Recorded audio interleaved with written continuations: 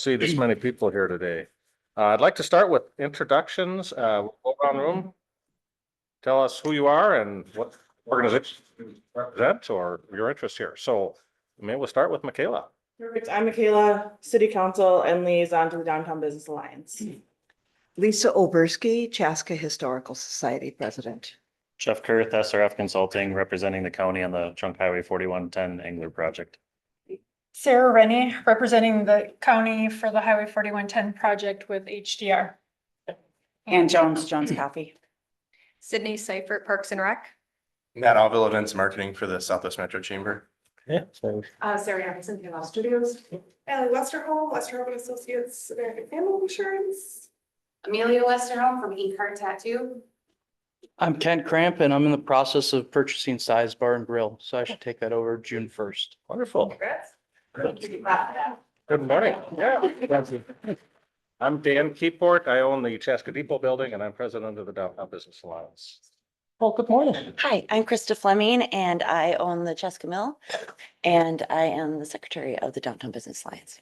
She's also the head coach for Shakti Bells. Thank you. I'm Peter Brown. I'm a professor at the University of Minnesota. I have the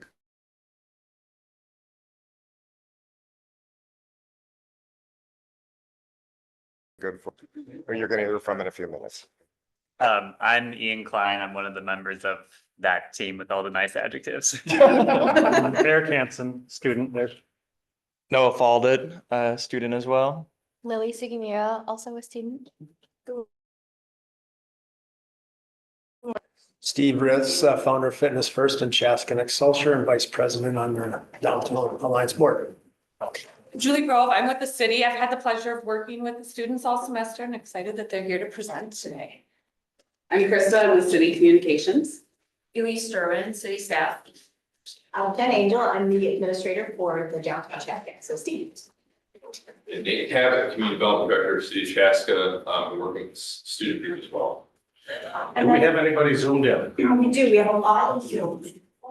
So Dave and Ingrid, would you guys like to kick off the introduction? And if you don't want to, you can drop me a comment and I can, Those are my parents. oh my God, that's amazing. Sorry. Dave and Ingrid, you do not have, oh, you can. You should be very proud. Hi, Dave. Sorry. Hi, Dave and Ingrid Klein. We're Ian Klein's parents. Thank you. Kristen, would you like a quick intro? Yes, this is Kristen Hahn, and the operations supervisor for the Chaska Library. And Max, you're up next. Hi, Max Musicant Group, placemaking and activation consultant to the city and the Alliance. And Mike, you're the last one, unless. Hi, I'm Mike Greco. I direct the Resilient Communities Project, which has been working with Peter's class and the students and the city this semester. Well, that's amazing. We are so excited to have you all here today, and you all are lucky that you get the second presentation, because we always like to start with road construction because that really lights everybody up. I'll turn it over to that team for a quick update, and then we will dive right into the presentation. Yeah, on the presentation. We're pulling it up. Okay, perfect. So yeah, I said I'm Jeff Kurth, the project manager for the Trunk Highway 4110 Angler project. We'll do a abbreviated presentation. I think most people are looking for the next stage when we close down Highway 41. We're trying to make it big. Yeah, sounds good. I've got it. Do you want me just to share? Can you make it big? Why is it on? It's a view thing. Sorry. You could probably just tell us the words. Here. The words. Do this. The verbal presentation. You talk, I'll move it. Perfect. Next slide. We have an on-site website. I mean, this is an abbreviated version of the presentations we've given before. Next slide. Lots of good information on the website with regular updates as well. So this is kind of the project overview, our 4 different stages, kind of generally working from the west end to the east end. We are still doing some work off the roadway, the road is open on the east end of the project for a retaining wall for the Brandondale Trail going in. Currently in the yellow phase at Bavaria, and Angler Boulevard, which is closed. Actually pretty hot and heavy right now with 3 utility crews working in that smaller area. Next phase. Next slide. This is a zoomed out view of the next closure where we closed down Highway 41 just east of Highway 41 on Angler Boulevard to west of the White Oaks neighborhood. Next slide. And we'll be closed in front of the safety campus as well there.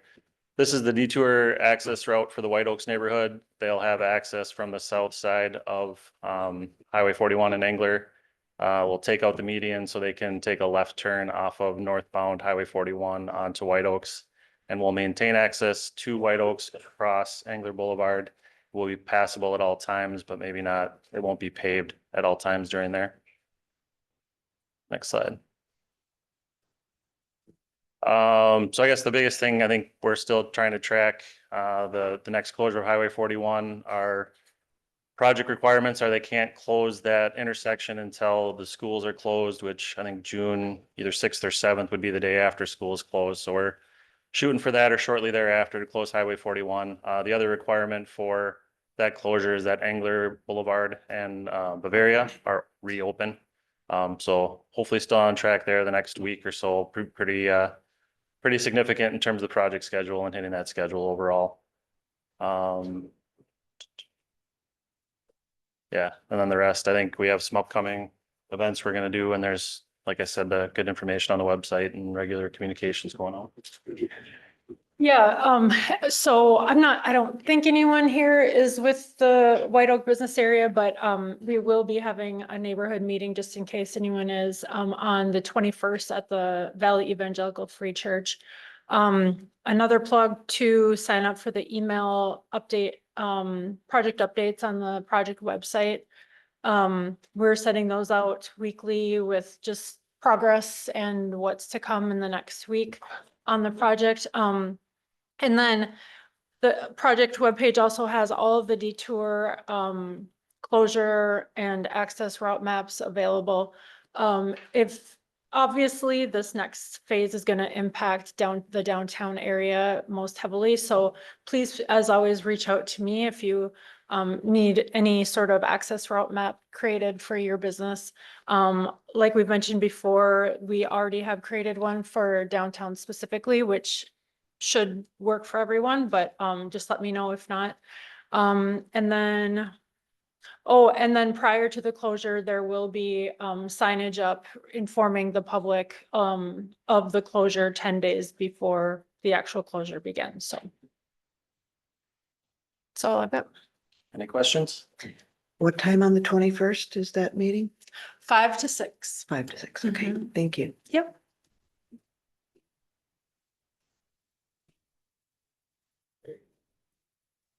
All right. All right, well, that was a lot of fun. Settle down, Jen. We appreciate you coming in and really from the downtown perspective on our social media, that communication about this happening will begin in the next week or two, just so that it's framed up.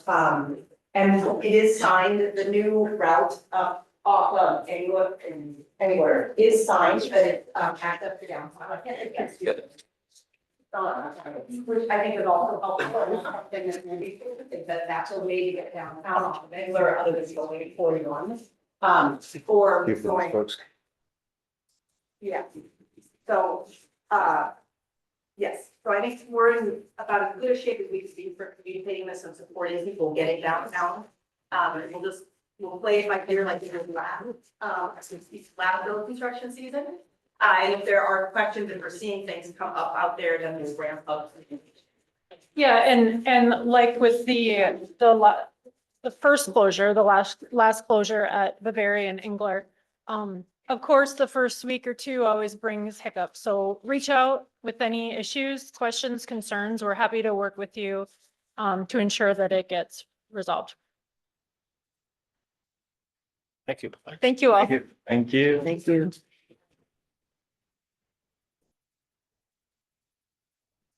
Am I allowed to share my screen? Yes. All right. Let's give this a go.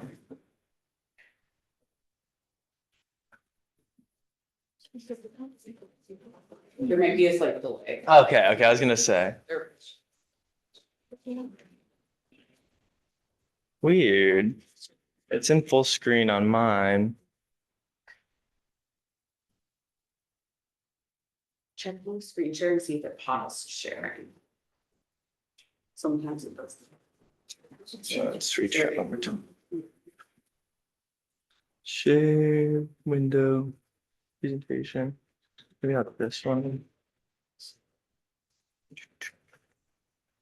While they're working on that, I'll hit our third agenda item for the day. So we have about 45 minutes devoted to the presentation.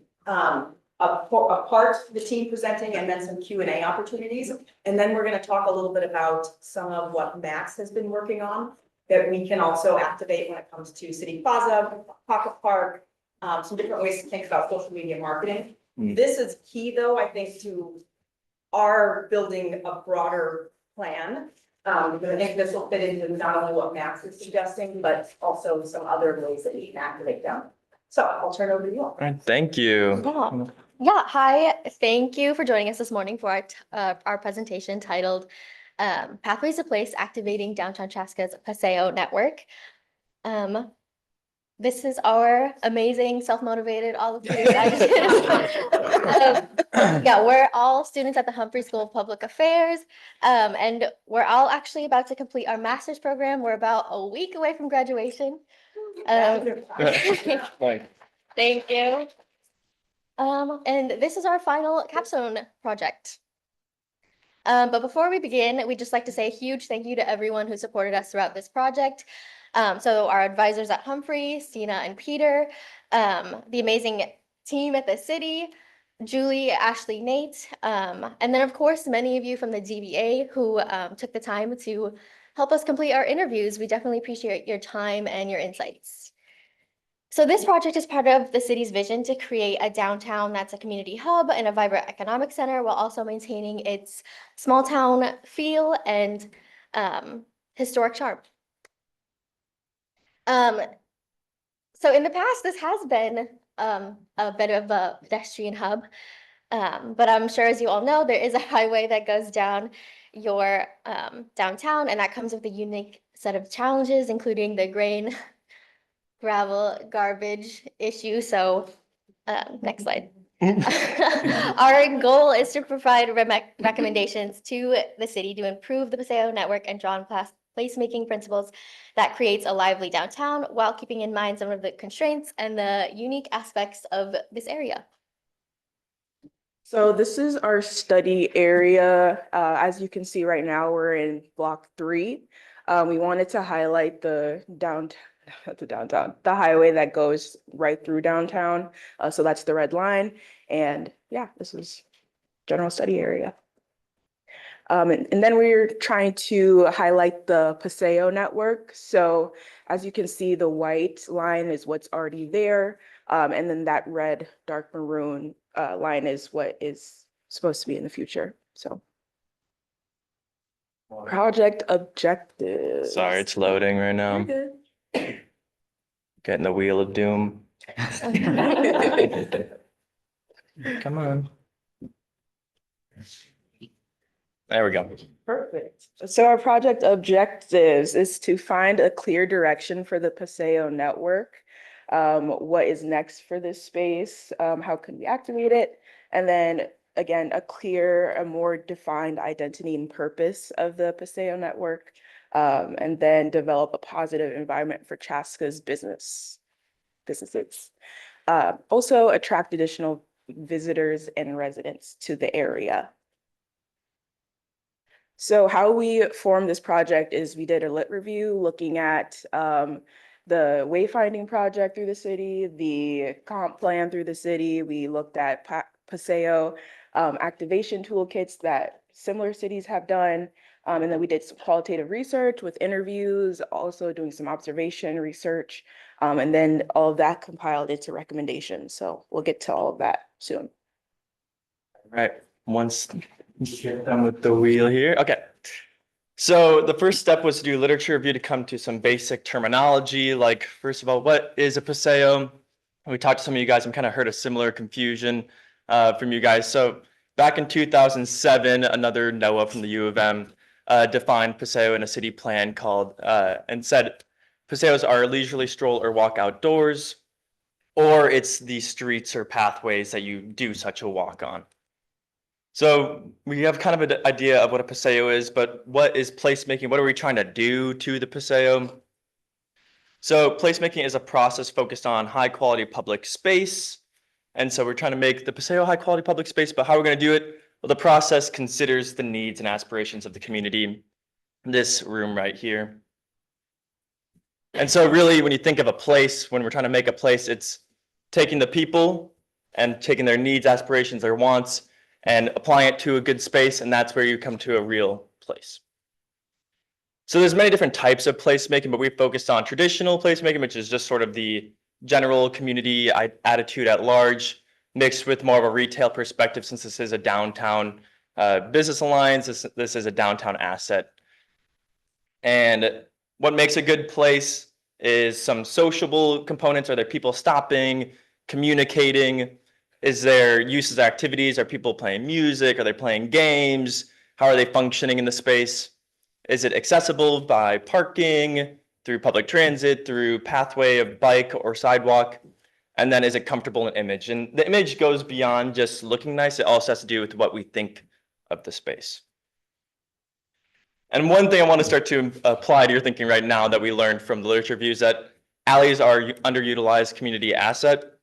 And they are very valuable for different purposes, whether it's just residential strolls to get to your actual home, or like we see in the far right with 50th and France, a vibrant shopping corridor as well. And so all these are really great examples. There's many great alleys out there in the literature, but we wanted to know what are your needs and aspirations? What makes a good alley or good paseo to you guys? So Ian? Yeah, and so that's where we did a number of interviews with different stakeholders within Chaska, and then also some city planners outside of Chaska to get some more ideas on how we can activate the downtown area.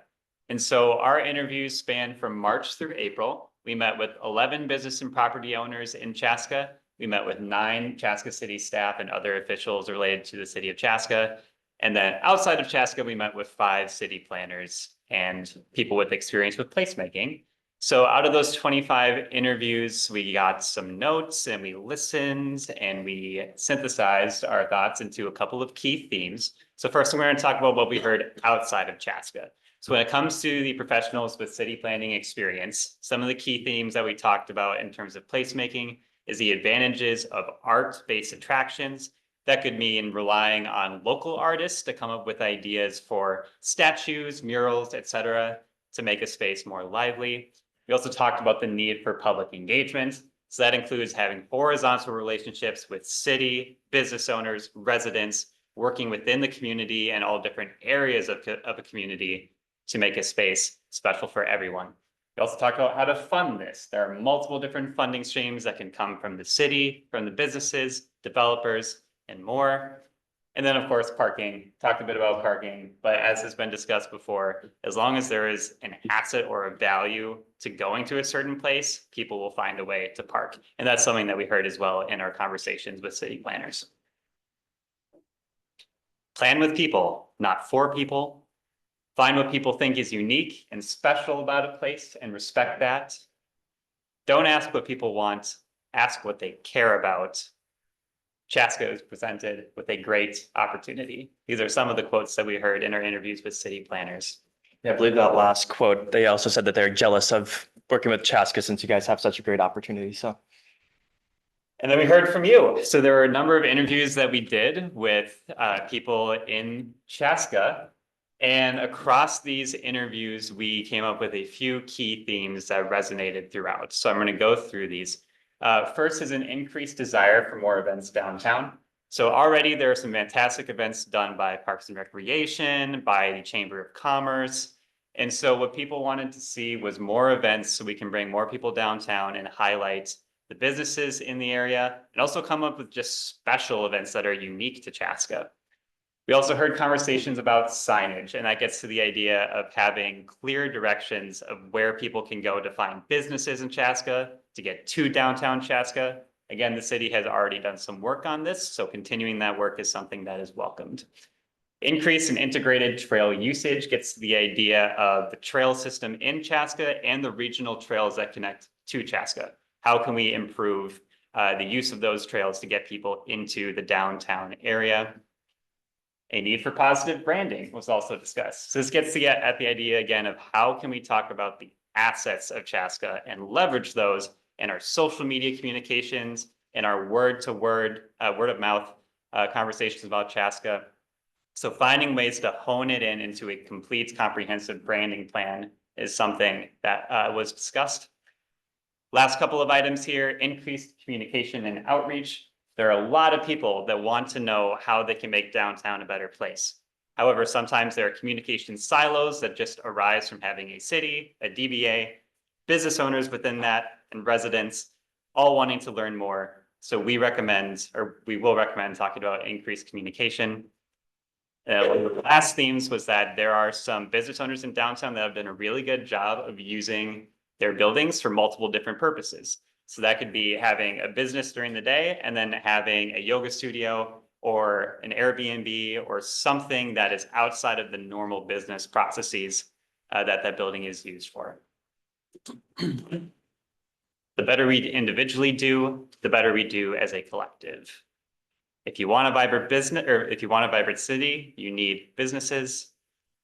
I'm bullish on Chaska. That last quote is definitely a favorite. And that came from talking with all of you. Also, we observe. So part of our qualitative research is doing observations. What we did was 8 visits out into Chaska. We did various dates, did various times, tried to get the full grasp of what it's like currently in its current state. So the purpose of doing observations is to see what improvements can be made, how can we get to that good placemaking position we want to be in, what's missing, and what we can recommend from what we see. The goal being that we want a safe, inviting, and enjoyable place in the patio, and that it's a place that people actually use to get from point A to point B. It promotes businesses, and it also promotes community togetherness.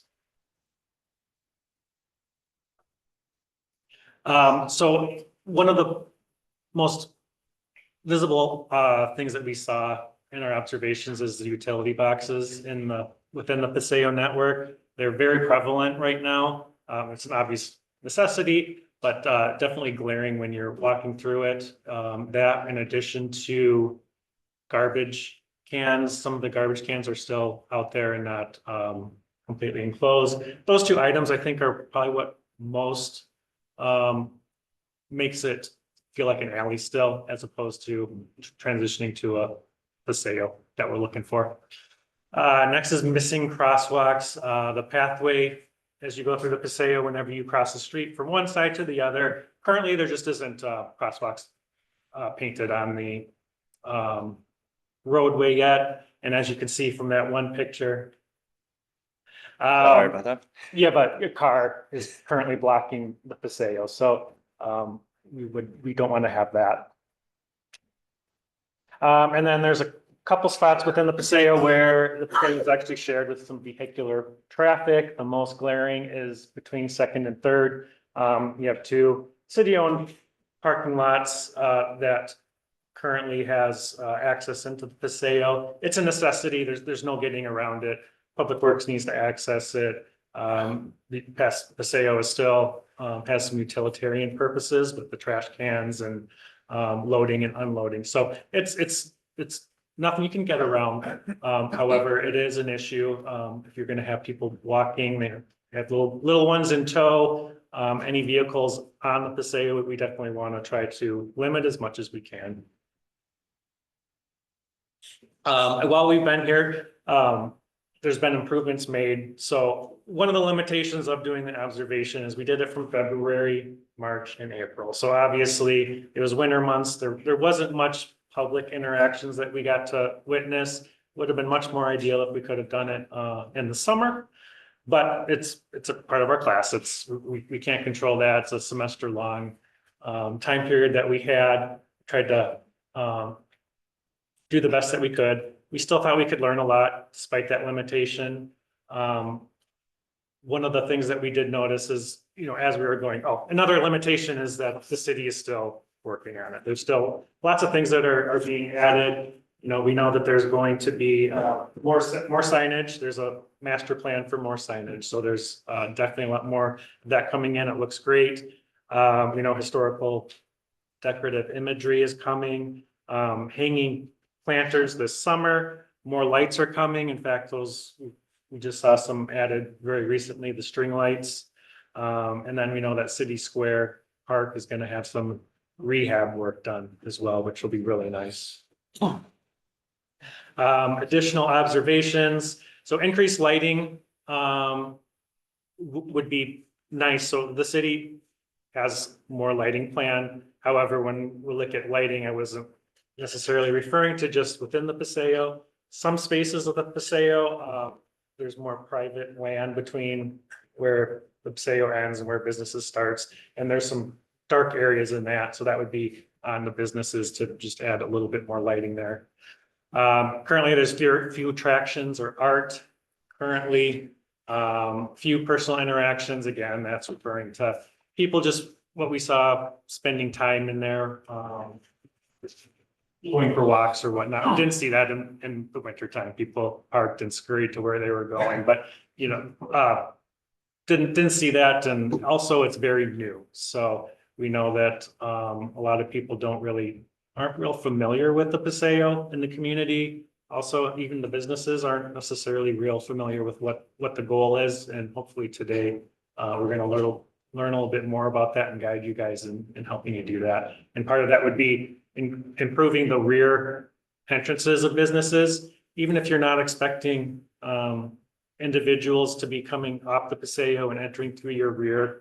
It might be a situation where your building isn't set up for that, or your business isn't designed for that, having people come in from there. It's nice to, when you walk around, see planters, see benches, increases the placemaking of the Paseo. And then currently the Paseo, they don't have names. So when you're walking through it, if you were to call someone and say, hey, meet me at such and such location, that you're paying for, it makes it a little bit more difficult.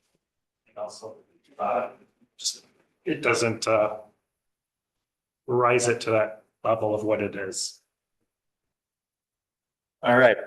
So I took in a bunch of information from the literature. We listened to you guys. We kind of walked and observed the area itself, and that helped us craft some recommendations. And as we started to flush out our ideas, we brought them to our partners and kind of try to see how they were fitting. And sometimes they were not. And we kind of re-review, readdress the validity of different ideas. And then we bring them to you guys.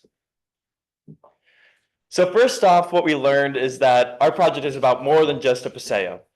So it's more than just the pathway itself. It exists in the downtown environment, the culture itself, the businesses that are operating around it, the city culture, the city ordinances, the infrastructure around it, and then most importantly, just the broader community culture here in Chaska can all come to play for the success or downsides or limitations to implementing new placemaking ideas here in the Paseo network. And Ian, start to talk about some of the recommendations. So we categorized our recommendations, and again, I'll refer you to the one pager that we have in front of you as well if you want to follow along. The first category is just some administrative recommendations. And so let's start with our first recommendation here. So a number of our recommendations will likely, in order to be implemented with fidelity and effectively, require higher or more staff. So that could be more staff for the DBA in both capacity or hours. And so that recommendation we're just going to put out at the start here. But some of the other recommendations that could be done include creating a branding plan for the Paseo network. So again, that gets the idea of trying to figure out what is Chaska? What is the why for Chaska? What is our elevator pitch? what are the things that we can say in 3 to 4 sentences, make Chaska, Chaska, and then we can communicate that through word of mouth, through social media, through design. And so that's where we recommend a branding plan. Also, if new businesses are coming into the area, we recommend making some additions to the business owner toolkit. So again, through interviews with Chaska stakeholders, we heard that people wanted more information on best approaches to engage with the city. And then also the historical society, how to engage with the historical society. We also heard a desire for examples of successful and unsuccessful projects in Chaska, so new businesses can get an idea of what works. And then also just a guide to expectations that the city has for businesses and vice versa. This is just to make communication clear from the outset, from businesses and with the city of Chaska as well. Then we also have updating the downtown communication strategy. So this refers to the external sources of information, such as the DBA websites. So just having a regular plan saying this is who is updating and this is how often we're going to update the website is something that can then help businesses know this is the one-stop shop that is regularly updated with information. And then our last 2 recommendations, actually go ahead and add the last one as well. So the DBA monthly meetings are a fantastic place for information. We also found through our interviews that there are so many ideas that people in Chaska have, and having additional opportunities outside of the DBA meetings can be a way to leverage that informational or just the ideas that Chaska staff and residents and business owners have. So the first one is having a monthly informal business meeting. This could be sponsored by the DBA. And what this gets at is that we heard that in the past, it was commonplace for business owners after work to just go to a bar in downtown Chaska and congregate together. This could be a place where if the DBA sponsors an informal meeting, business owners can get together and make those informal connections that can spur more ideas and spur more connection amongst business owners. And then the last one just gets to the idea that if someone is more talkative in a one-on-one setting, then have a DBA staff member or city staff member annually have that checkpoint in a one-on-one meeting with business owners so we can have a more frank, in detail conversation about what someone's ideas are for improving the downtown area. Those are our administrative recommendations. I'll kick it over. Yeah, so hopefully some of those address some of those larger circles. Now we're going to get a bit more narrow into that Paseo kind of focus. And for our first recommendation here, implementing public art projects. So these could be wraps or art boxes on those metal utility boxes. They could be murals. They could be more sculptural installations.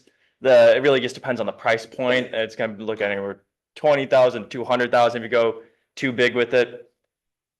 Installing planters and greenery.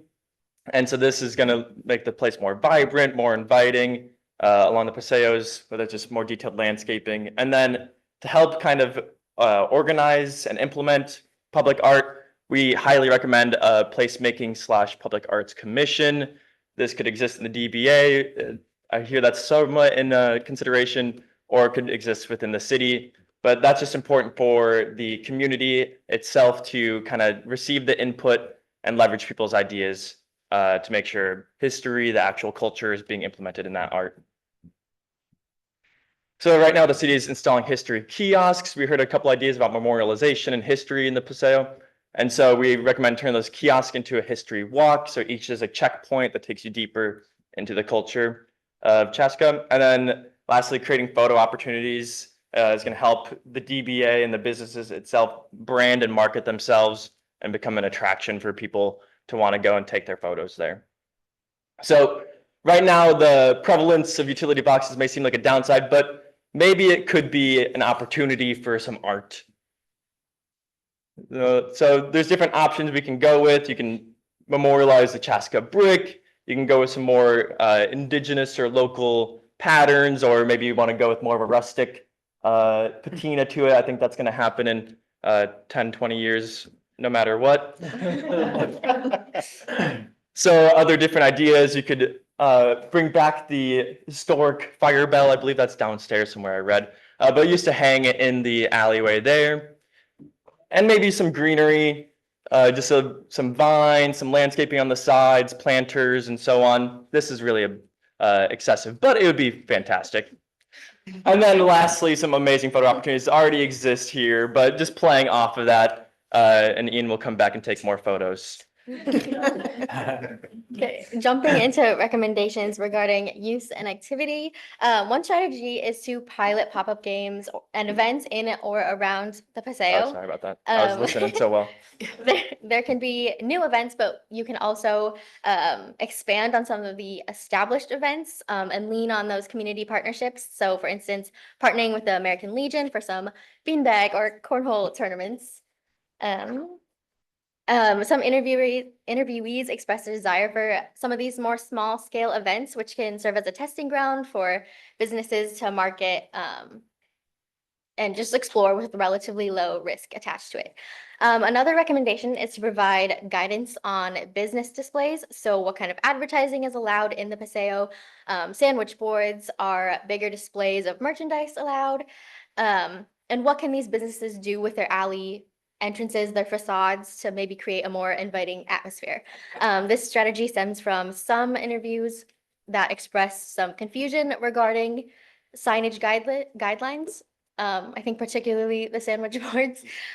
And then lastly, the downtown area could benefit from unique and fun attractions to draw people to the area. This idea could be incorporated into the public art idea. So for instance, public piano projects within the Paseo or surrounding green spaces. And then there are also big murals that often draw people in so they can take photos in front of them.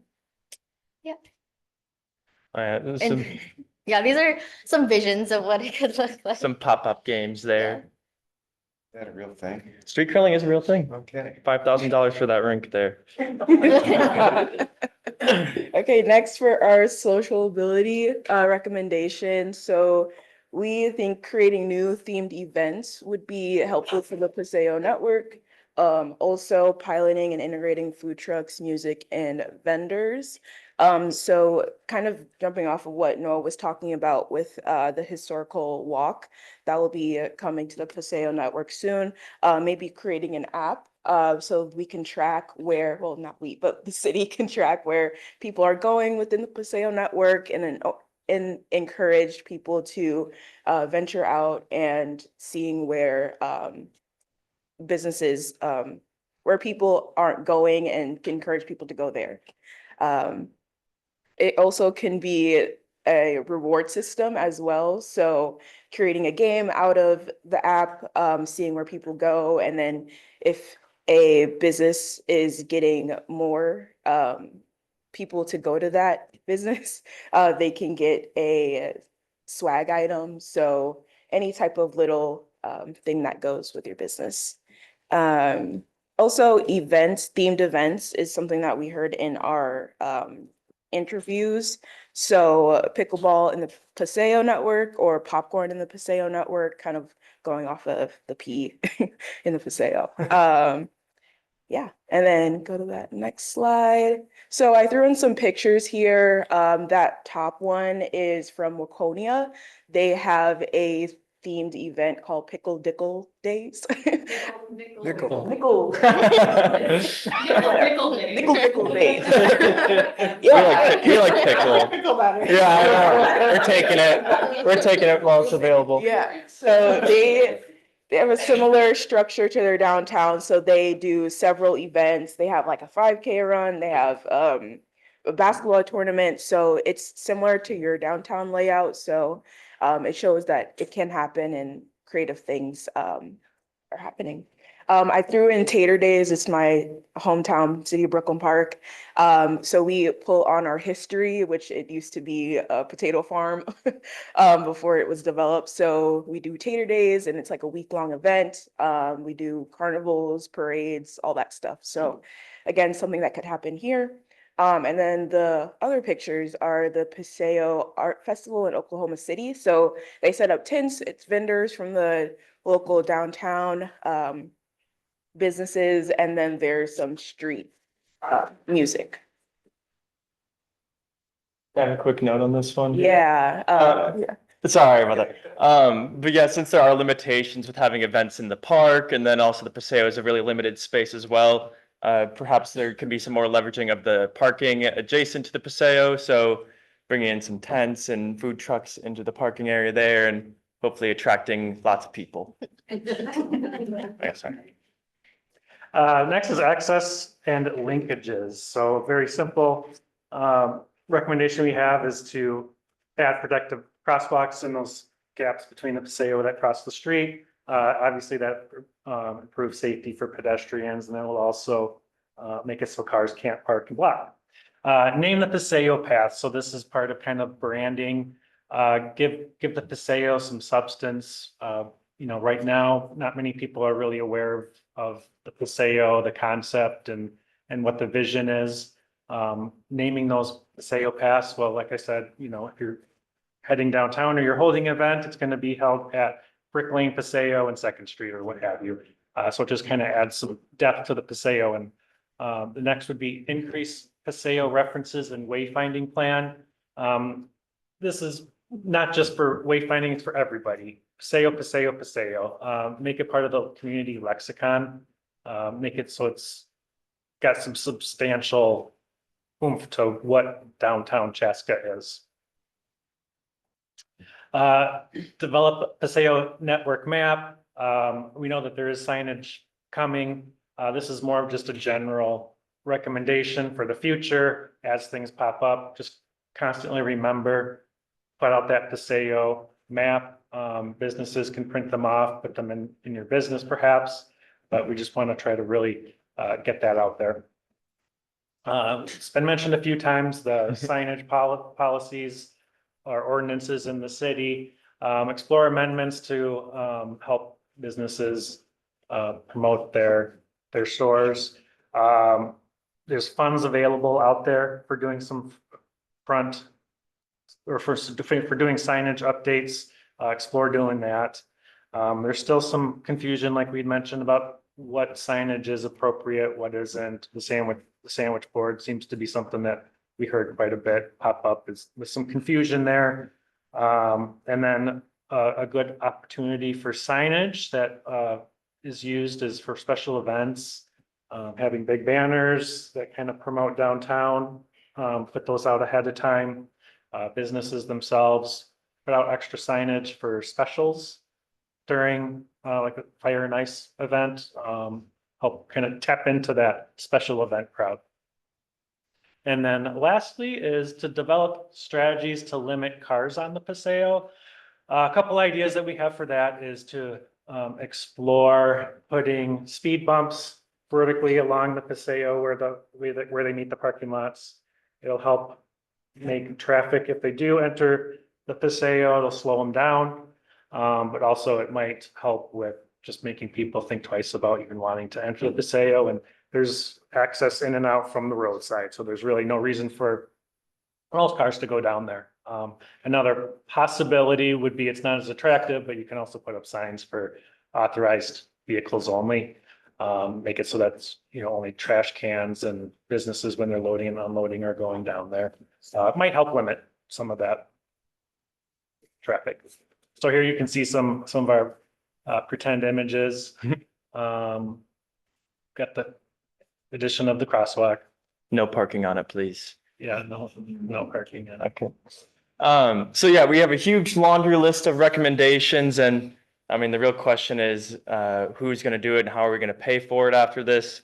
And you definitely don't need to do all of it, but there are some people who can kind of take the charge.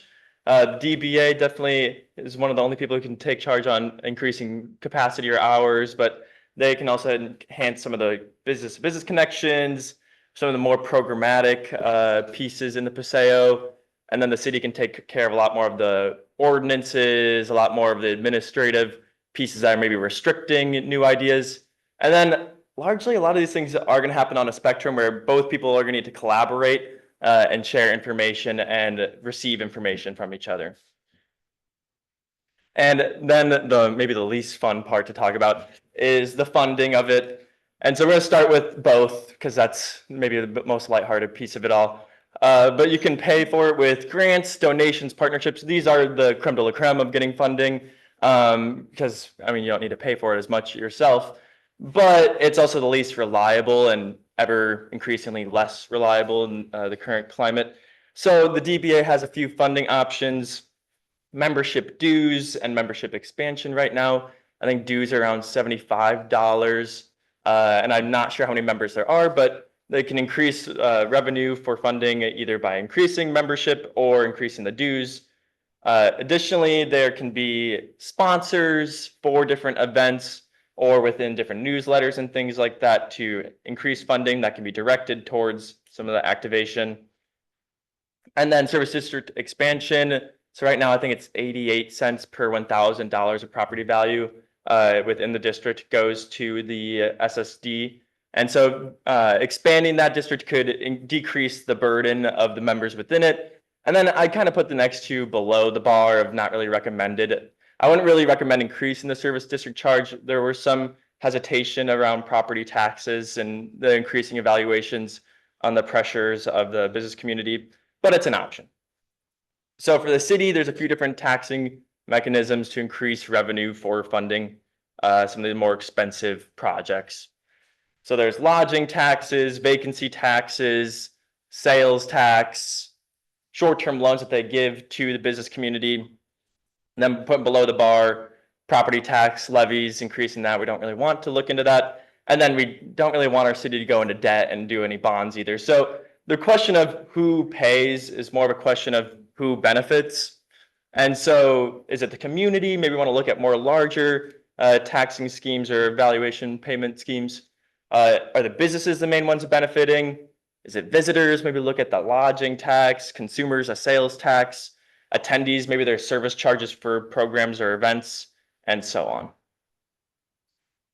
And so that's going to wrap up our presentation, and I know we're getting close to our allotted time, so hopefully we'll have at least a little bit of time for some questions and discussion. But obviously, we hope that these discussions continue beyond this meeting.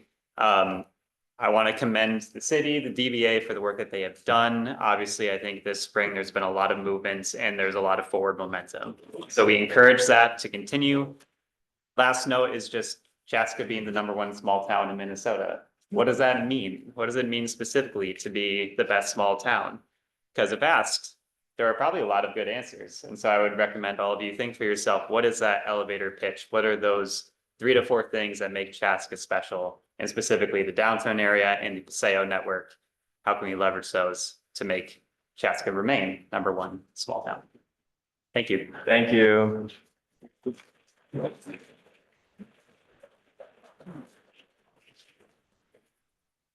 That's terrific. Well, we'll open it up at this point to questions. Yep.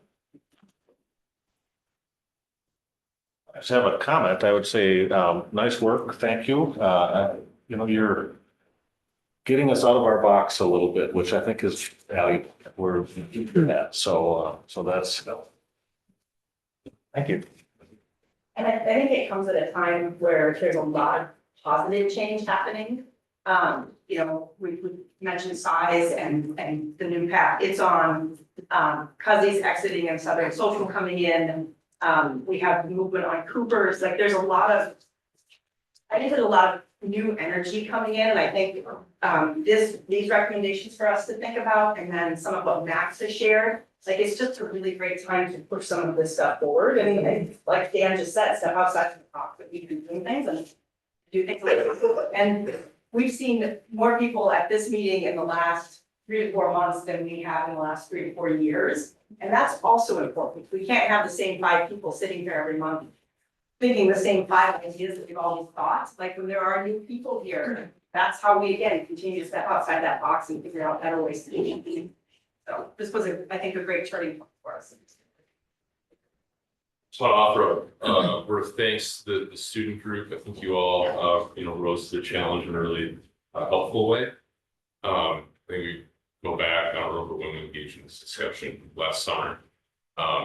City staff engaged with Resilient Communities Project, talk about how can we partner together on a number of different topics. And one of them was, the downtown area. Thinking about, okay, we've just built this new Paseo network. We've brought in all these, we're bringing in these bells and whistles around it. But what are we gonna do with this brand new toy that we have in downtown? And how can we get some ideas around that? So that was kind of the big question, right, that popped out of the students lab. And they took that and came forward with some, I think, really solid ideas here today. So I really just want to acknowledge that and say that, you know, I appreciate what you brought forward, to Jen's point and Dan's point. I think, a lot of it is kind of helping us think outside the box a little bit and what has been maybe the standard, MO to this point. So, you know, I'm looking forward to talking about how we adopt some of these ideas and develop them and continue bringing forward. So thanks, student group. Job well done. Put a big question at you and came back with some useful stuff. So yeah. I think the one thing I'll add is the Paseos are definitely a new concept, and the thing that has held me back from wanting to throw events there is that idea that there are places where there's traffic, and I appreciate that you all tackled that, because to me, that was the biggest thing. Anytime we throw an event, like the traffic is a concern because you're thinking about the safety and the logistics of how people get to and enjoy. So I appreciate that you all tackled that, and I think there is some stuff there that we can think about that would make it feel easier to do things in the entire space. The one piece that I didn't hear you all talk about, and I'm wondering if you have any thoughts on it. The Paseo is split by the park. And that feels sometimes disconnected. Did you all come across anything or any ways that you would think about, like, if we were trying to use the entire Paseo to do like an art fair or something, how we might overcome that piece?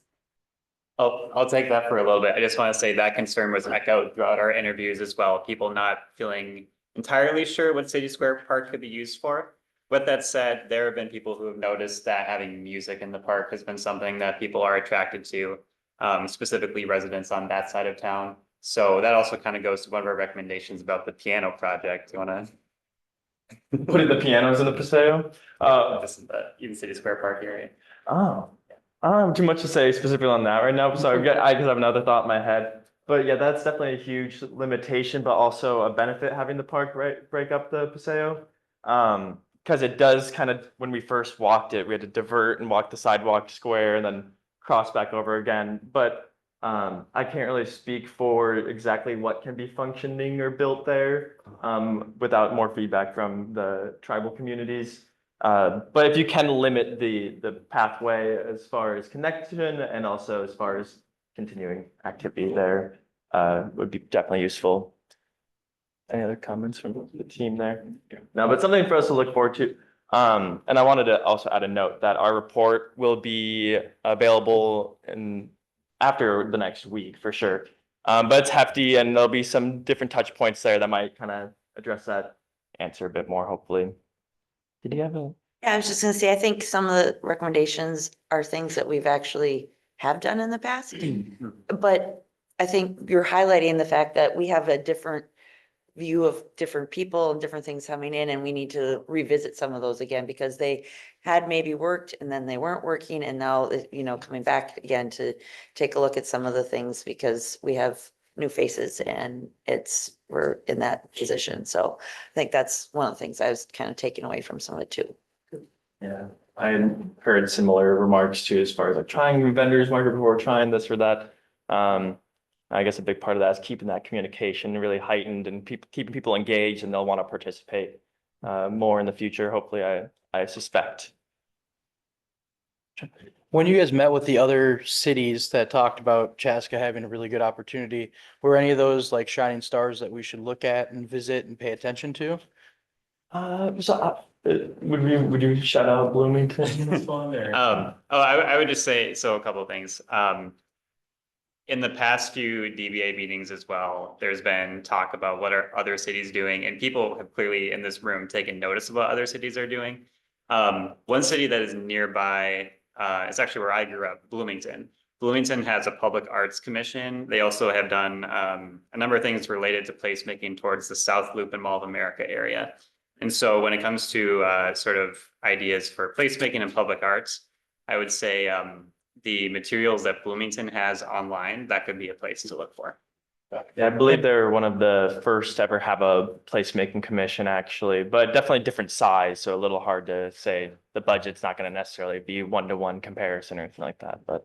Did you find, I've got quite a bit of experience in Dinkytown, and Dinkytown, anytime you started working on stuff, murals or anything like that, you ran into like a head-on with the historic preservation? Is that gonna be an issue heavily in Chaska from what you saw in your review of, historic guidelines or anything along those things?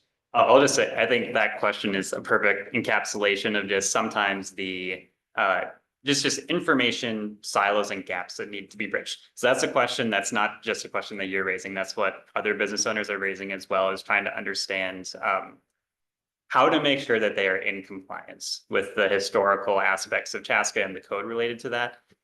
So when it comes to murals in particular, bringing up Dinkytown and sort of arts, when it comes to Chaska, the Chaska brick is going to be something that, of course, any sort of new art or murals can't be done on the brick. At least that's my understanding in conversations. Someone, as you said, you might be able to correct me if I'm wrong. But yeah, but then there are creative ways in which you can still have art, but do that on a canvas that's not the brick, but then put that on brick facades. If I'm speaking out of turn or in not compliance, but yeah, please. You shouldn't, I'm not the person to ask about that. That's how. That is Yeah. to ask about. I'm happy to have Lisa take that. I think that raises a good point, though. I think because there's so much beauty and historic nature in Chaska, but the downtown area is clarity on authority, right? I mean, there's the city piece, there's if you're on the registry, there's a piece. And there is a way to bridge the gap between, yes, there's a history, you're still paying homage, you're not doing long-term damage, all of those things. Because I think one of the questions was, what does it mean to be the #1 small town? If art is part of that, then what role does the history play in being able to lift and support that versus saying, no, there's always a way to design through it to that point. And that's that would be the key role of the placemaking committee. So a committee, you'd have the various stakeholders, you'd have the Historical Society there, the Carver County Arts Council, business owners, residents, everybody that kind of helps put some of their input into it to decide like what kind of art are you going to put in there? Do you want something bright and colorful, or do you want something more subdued that matches everything else? It'd be key that decide that with the different stakeholders. I have a question. Is there a way to motivate historic property owners to renovate and make it come back to life? Like the building you're in is just beautiful, right? But there's a lot of them that are not, but they're historic. And it's like, okay, if we're telling them, no, you can't do this, then they don't do anything, we just let it crumble. Like, is there any funding or something to motivate those owners to make it better within that? There's certainly like loans offered by, and maybe give me a warning if I'm speaking out of turn, but facade improvement loans from the city, and they've extended that to the rear as well. So some of those historic buildings can get some funding opportunities from the city to, sorry, I'm kind of, they do have opportunities to improve their facades and make sure it keeps the historical character as well as more of a modern feel or touch to it. I don't know how those are dealt or prioritized or what the application process exactly looks like. But there's definitely an opportunity there. And I think some of the guidance, especially from some people who've already kind of conducted renovations, can help kind of give different touch points on how to do so. So there's a funding opportunity. I think there's a informational sharing component within the community, whether it's through the business toolkit or different members in the room here that are familiar with the process. Yeah, I would just offer up, if anyone wants to make an improvement, to their building downtown, love to have a discussion. I think there's a lot of tools the city has and a lot of ways to look at the rules that are out there, for things I understand that someone's not dealing with that on a day-to-day basis and can feel overwhelming, but I think the first step is to engage in that conversation. I'm hard pressed to think of a situation where someone came to us and said, we want to invest in our historic building, and we were trying to shut that down, right? So, we're gonna work with you, we're gonna figure that out. But it is a balance, right? The funds have to be there, the property owner has to want to engage in that, the relation of property owners, they have for their property. So if, that desire has to start, there, then we have to work through that process. And I think you're starting to see some improvements happening in buildings downtown. There's been some recent examples of various, properties that have been invested in, and I think we're seeing that. So hopefully that begins to gain some momentum. One Some of the example. properties are restricted. Yeah, and one example is the 210 Chestnut, which was stucco, they worked with us. Received that building improvement loan and redid the front of it, and they're working on doing a portion of the back and the sale as well with that loan, so. There are some examples, and we'd be happy to work with business owners, building owners to continue that. Yeah, from our interviews, especially people that had businesses in town for a long time, and he said that reaching out to the city was pretty easy and very informative. And I know you're coming here in June, so your question on what can I do is warranted, but from what we've heard, if you get calls to the city, they're very accommodating and trying to help you figure things out, so. I think too on that, like rising tides lift all ships. So as we've seen, so many businesses, Jones, Hayloft, 210 Chestnut with the Chaska Commons, all of that, like the Chaska Commons, not the Chaska, the north ones. They're gonna call it Chaska Common something. Co-op, yeah. As they've improved their buildings, I think it's almost, others have to, otherwise they look not great. So I think that too, of just all of you that have committed to investing in your properties is amazing. I think so helpful, so that continuing will inspire others. The mill, you guys did a great job with the deck, looks amazing. All of that really contributes. So thank you to all of you that have already done that, because I think that's motivating others to keep doing the same. I agree 100%. Building on momentum is super important. There's a real flywheel that could occur there. In terms of timing provisions around the parts of the Paseo that are not yet activated, I don't have a handle on.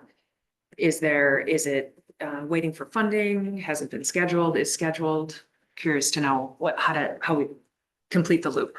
Oh, I mean, that's. You mean this gap here from like this? Yeah, the part that was marooned in the map. Yeah, with the City Square West Development Project. Yeah. City of the West, like legislatively, we've been trying to get those other dollars. Sure. Taylor did a great job, Mayor, did a great job, doing her presentation, and I know legislatively been working very hard with our representatives to really push that along, because that's a huge piece that we're very motivated. I know that's before I was on the council, and I've been very excited about, so we'll keep. I'm thinking more so the Second Street through the block, further to the, what direction is that? So you're Between talking second and third. between second and third. Between second and third. West and east side. And I Yeah. think the goal would be to do that at the same time as City okay. Square West, so Okay. that we're not as disruptive, but I think also there may come a point where we just have to do it, but So one thing, Yeah. so I met with Representative Green yesterday, and whether or not the legislature is gonna go into a special session, they're working together, they're trying to figure out their course of action. But we have bills carried in both the House and the Senate for that. So my advice to you, 'cause I don't think it can hurt, as business owners in the downtown area, I think it's important for you guys to maybe take a second. It doesn't have to be a long letter, but just email Lucy and email Senator Coleman and just express your support for the redevelopment of that project. Because I think it would really lend well for them to see that the business community really wants that to happen, because that was my discussions with her yesterday, is that this is kind of a catalyst site for tying in all the infrastructure improvements that we have done in this community, and to really lend well, that we, like you said, have upward momentum, and that will continue to lend forward. So I know we all live really busy lives, so it doesn't have to be anything too terribly expensive, but maybe just taking a minute, like this week or early next week, like really soon though, this is all kind of coming down, just take a second to email both of them and express your support for Cities for Less. Well, that's great. And I think that what I was looking to understand is they're tethered together. Yeah. Right? That's the intention right now. Taylor, could you, maybe get again the bill numbers so we can reference the specific bills? Yeah, I was just gonna ask that. Thank you. And I'll send those out now, Yeah. and then, I know when we initially did this, Dan put together a letter. Should we probably do that? Or? I didn't know how. We should probably, well, yeah. From the downtown business. We BBA. had one already, but I think maybe it's time for another one. So I think you're all getting ready for next agenda item. I just want to quick say thanks on behalf of the Humphrey School of Public Affairs and the Resilient Communities Project and this great student team and myself. Thanks for collaborating with these great folks. And I'm certain you're going to find their work useful to you as you go forward. And 8 days from now, they're going to go from being students to being our colleagues. So let's congratulate them one more time. Yeah.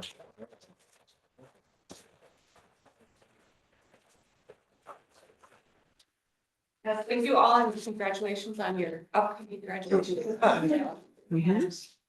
Additional. Good luck. Feel free to come back and visit. I know, they are. Say it. I know, I was like. Check out The the. House file number is Never mind. 2207, and then the Senate is 342.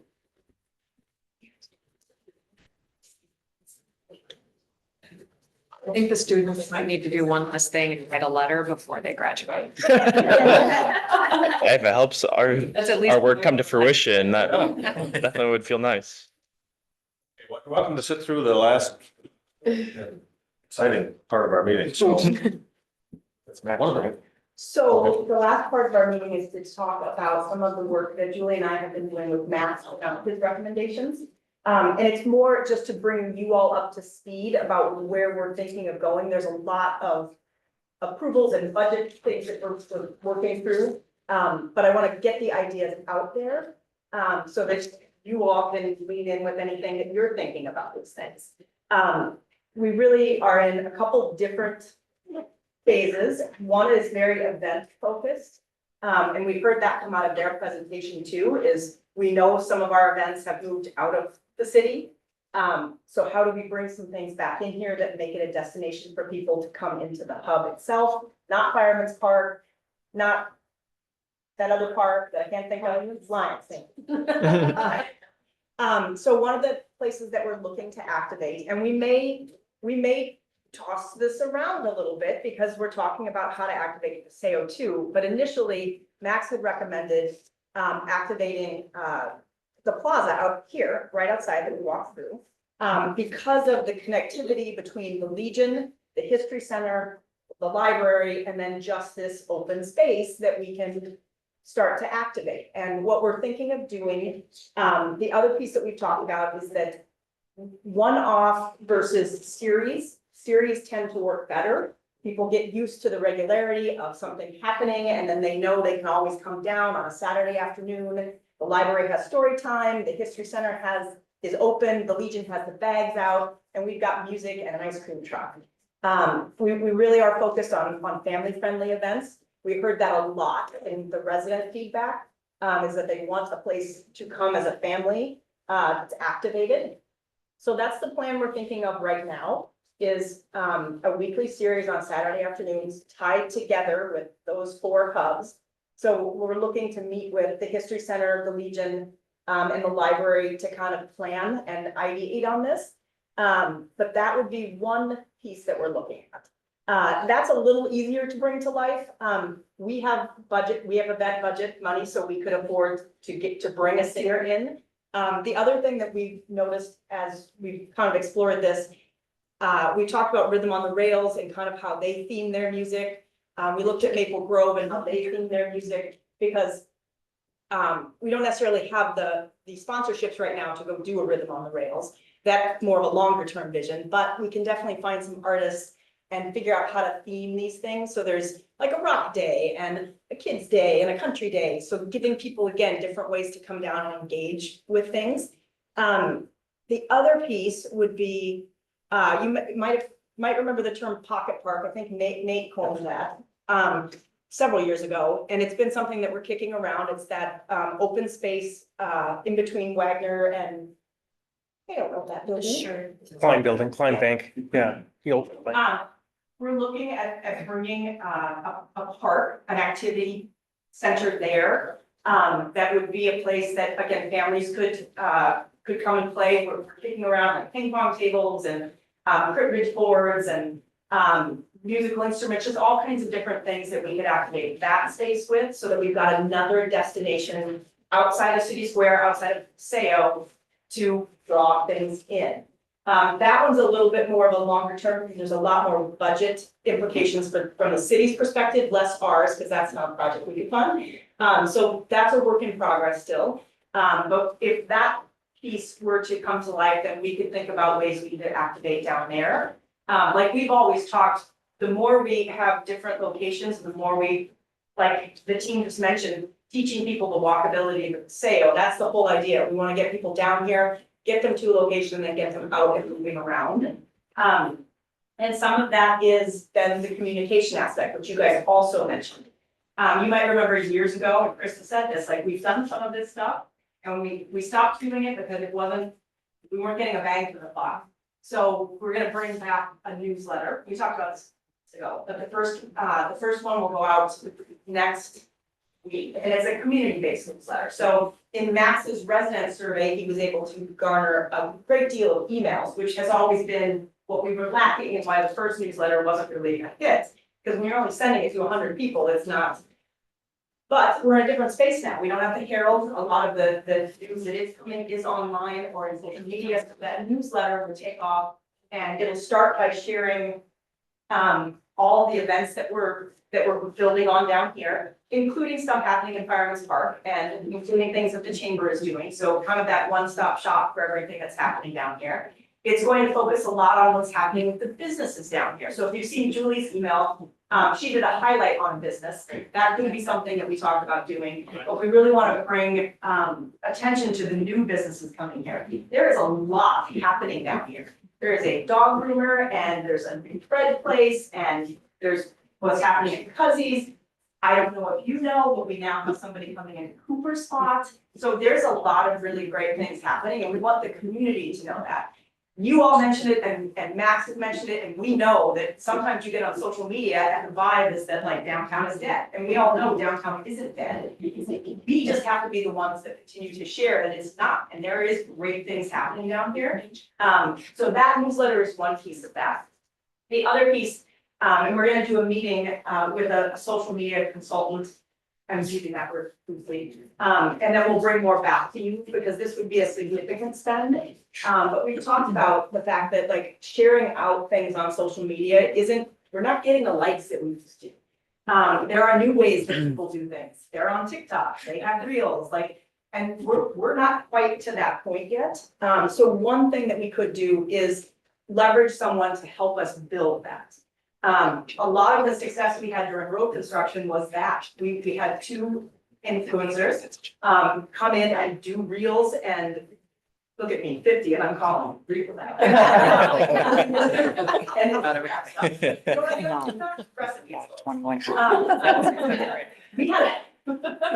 a lot of success with that, and so this could be a way that we can push out more content that is more relatable to a broader audience. So that is a very high level overview of some of the things that we're thinking right now. There's a lot more coming from Max that we'll continue to talk about, and we'll weave in what the U of M team provided as well. But I'm gonna stop talking for a second and get some thoughts from you all about kind of those directions, and if you want to be involved in assisting in any of that, and I'll stop talking. I have a couple things. First, I think I have a good contact for some of that marketing. Because someone came to me and was like, I'm really looking for groups that I can help to start building my portfolio. So it'd be an affordable way probably to grab somebody that just graduated, maybe has some good perspectives and get them involved in the community. Also, the winter events, it's cold here a lot, right? I have a really large open space. I don't know if anybody's been in Old National Bank. People have said it looks like an abandoned library at times. It's a very big open space. So I know that we're working on redeveloping that area, but in the meantime, I'd love to partner with you and like utilize that space, like we were looking at doing some of our own events, but if there's already stuff that you're doing, you can use it. It's right downtown, there's very centralized. That- You walk through. That would be awesome because we've talked with the chamber during kind of the holiday months of doing a holiday market. And I think part of like the holiday market outside is that it can be -10 and snowing. So that's a great, I'm gonna note that and we'll continue to talk about that. Yeah, because it's very much a part of my focus this year is connecting with the small businesses, especially you guys in the area. So if there's anything that we can do, even if you don't bank with us, like that's okay. But what's good for you is good for us. If people are coming down to see you, they're looking to see you. So, yeah, just putting that out there if we need to. I was just gonna add that, when you do make a newsletter, asking the businesses directly to send it out to all of their subscribers. Just because I know that's something we talked about doing in Dinkytown. That was, all of a sudden you think of, instead of just the DBA sending it out, that there's not a lot of people that follow a business alliance. There's a lot of people that follow all the different businesses that are part of it. Great.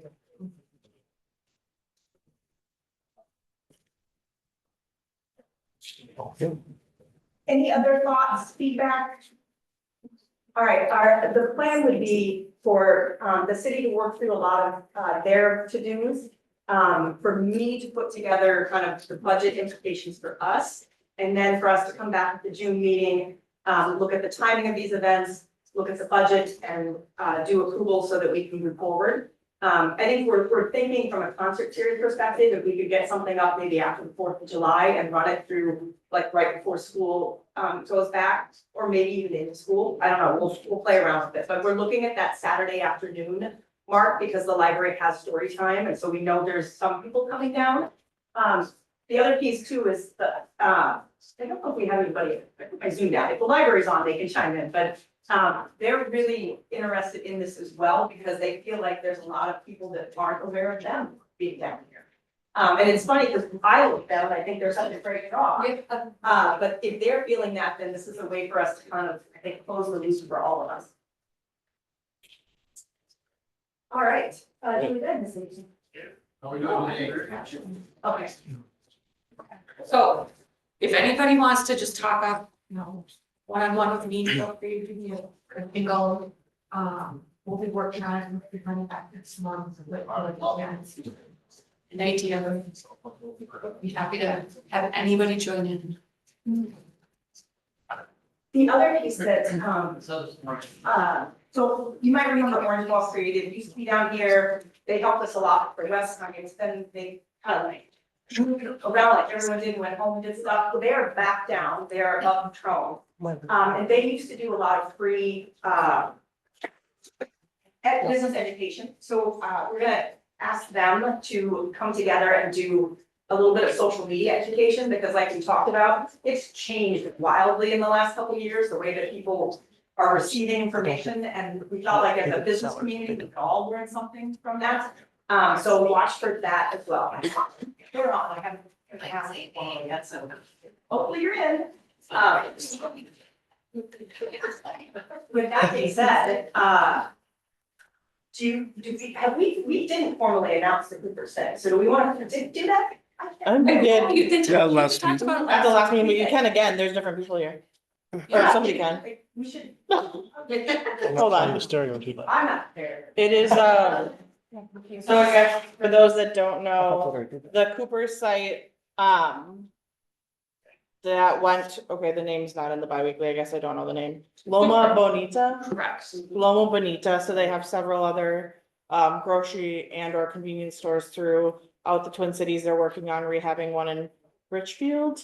So they'll be rehabbing the Cooper site, putting a lot of effort and work into that, including new refrigeration, freezer, everything. So they're gonna really, that's gonna beautify that space. It's gonna be really awesome. So they're working on that, and I think Julie had mentioned that plan is through summer and fall, so likely closer to winter opening. But I think, as much as we all wanted to open ASAP, it's very exciting that they're investing so much in making that space renewed, so. What was the name of it? Loma Bonita. It's a supermercado. Yes, thank you. The supermercado is Okay, the so I'm southern. like, is it a supermarket? Like, what is it? Okay, got it. So their plan is to, they want to make it a community draw, so it'll be supermarket, but then they'll also have different food type of stations. They're gonna be making their own tortillas from scratch. They'll be having kind of a taco bar, ice cream, bakery Smoothie. desserts. Yep, and so it will kind of be the whole thing within there. They've got smaller locations in Savage. I think some in Mini.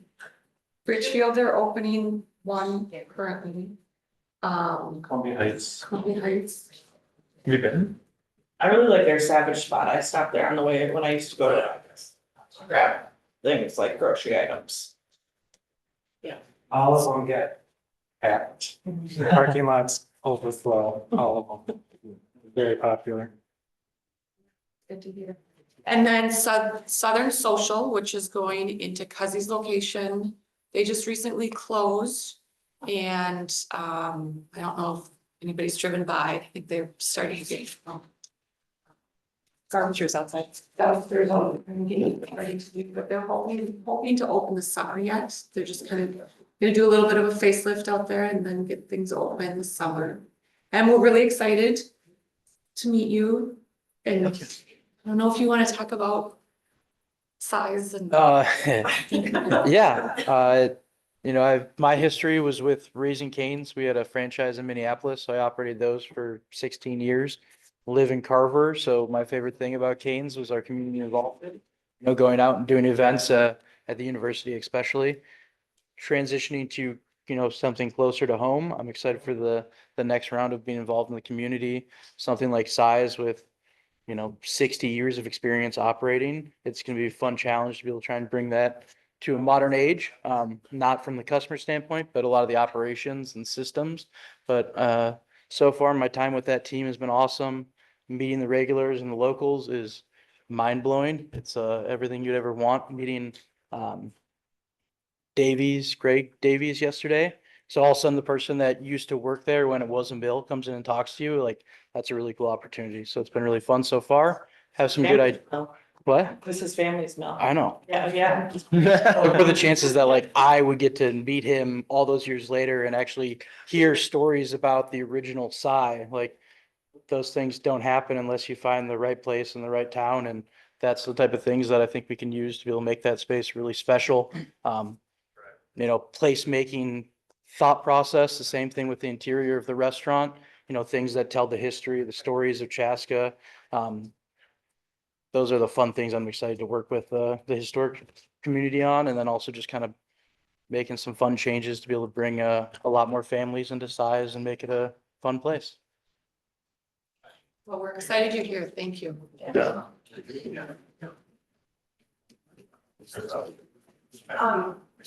We're gonna wrap on time today, maybe even a little early, because there's someone else coming in here, and there's a lot of us to get out of here. But one of the things that Julie and I have talked about when it comes to that pocket park was that it needs a name. And then you all also mentioned naming the Paseo. Lisa, not that we want to give you homework, but we all thought like tying in some of the history into that naming convention would be really cool. That would be fun. Don't ask me about revamping buildings. But I'll do naming. All right, we had so much going on today. We like never called a quorum, we never Right, reviewed no, anything, and I We're feel all right. like as we've talked, we're kind of changing the format of these meetings, not that we won't be calling quorums to review the finances and whatnot. But it's going to be more of this constructive, that's not the word I want. Collaborative, that's the word I want. Collaborative conversations so that we can go out and do less of the download. But if you do have any questions, let us know. Otherwise, back with you. Yeah. Wonderful. Thank you. And